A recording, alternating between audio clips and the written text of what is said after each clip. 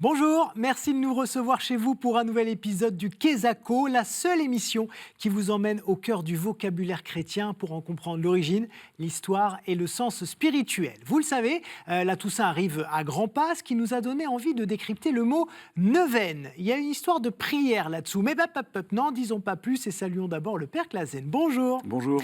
Allez, le micro-trottoir, on en parle après. Neuvaine.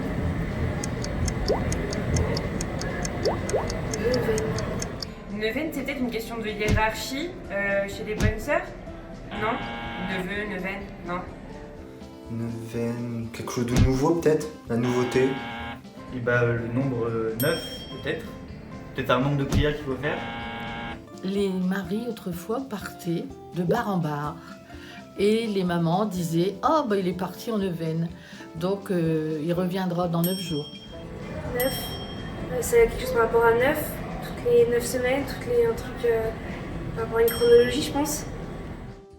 Neuvaine, 9, comme une douzaine, une dizaine, une huitaine. Allez, on se tourne tout de suite vers le Père Clasen.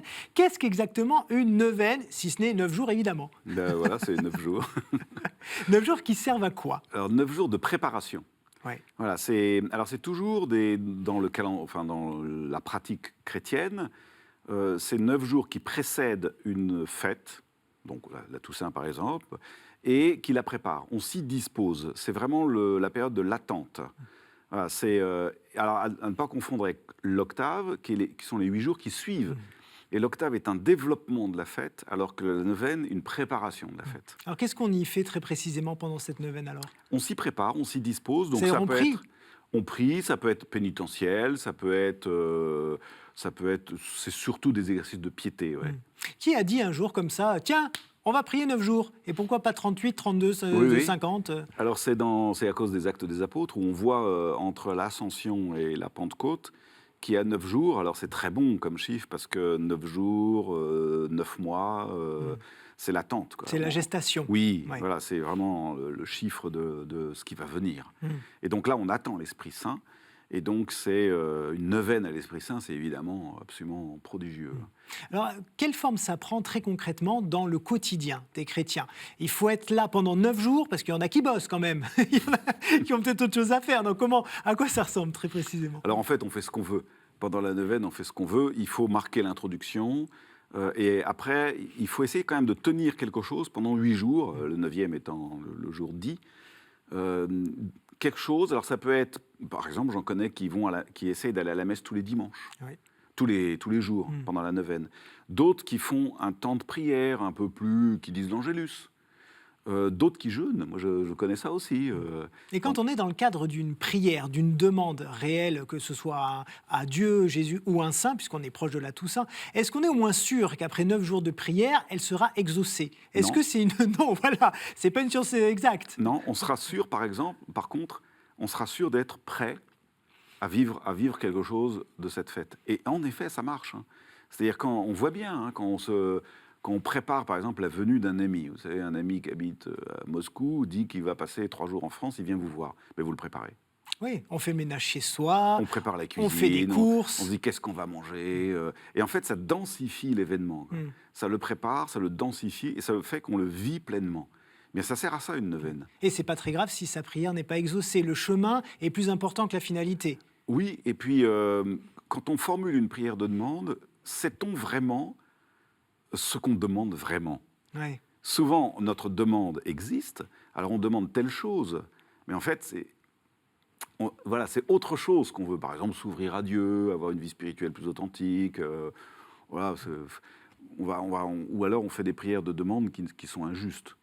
Par exemple, avoir une bonne note à ses examens, ça, c'est pas une bonne prière de demande. Ça sert à rien, effectivement. Voilà. Par contre, prier pour être bien disposé à faire un vrai choix dans l'existence, très bien. Ouais. Et alors justement, dans le cadre de la Toussaint, puisqu'on y arrive, si vous aviez, vous, un saint à qui vous voudriez consacrer une neuvaine, à conseiller à nos téléspectateurs, ce serait qui? Alors moi, je conseille souvent de faire attention au saint dont on porte le nom. Oui, c'est intéressant. Tout simplement. Et de le connaître vraiment, c'est-à-dire ne pas se contenter de la géographie, mais d'année en année, d'amplifier sa culture sur le saint dont on porte le nom. ça devient un homme fraternel, ça devient votre frère, quoi. Vous le connaissez plus comme une espèce d'idole Ou de mythe. oui, de mythe, de héros inatteignable, mais comme un proche. Et ça, en fait, ça rend possible la sainteté. Même si le saint n'a rien à voir avec ce qu'on demande. On est bien d'accord. Bah oui. Si c'est le Sainte Cécile, par exemple, la sainte patronne des musiciens, Voilà, même si on nous, n'a on n'a rien pas- à voir avec la musique, oui. il faut quand même passer du temps avec elle. Moi, je crois que c'est très raisonnable parce que ça donne un réalisme à la sainteté. La sainteté n'est pas impossible, n'est pas le fait des héros, ou sinon l'héroïsme de la quotidienneté. Voilà, c'est ça qui. Et en fait, on le découvre tout le temps dès qu'on lit attentivement, dès qu'on étudie.